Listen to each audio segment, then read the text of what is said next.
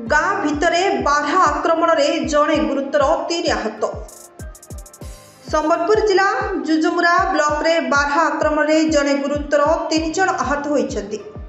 आहत माने हेले जुजुमुरा गाँव सूर्यकांत बेहरा बयस 79, निरंजन राणा बयस 43, गुलबदन षंढ बयस 57 एवं पार्वती राणा बयस 50 वर्ष गुरुतर बोली जनापड़ी।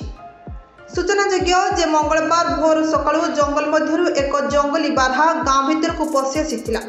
फलरे घर बाहर बारंडारे लोके सकाळे काम करुथिबा समय एही व्यक्ति मानकु बारहाटी आक्रमण करी पुणी जंगल को पळाइथिला। घटनास्थल रे एही 4 जनकु क्षताक्त करी रक्ताक्त करी देइथिला। फलरे गाँ लोके एमानकु उद्धार करी प्रथमे जुजुमरा प्राथमिक स्वास्थ्य केन्द्र नै प्राथमिक चिकित्सा करथिले।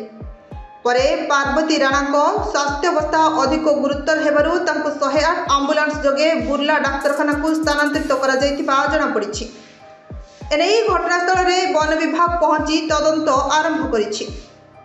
रेढ़ाकलु सुधीर सुना रिपोर्ट संपर्क टीवी।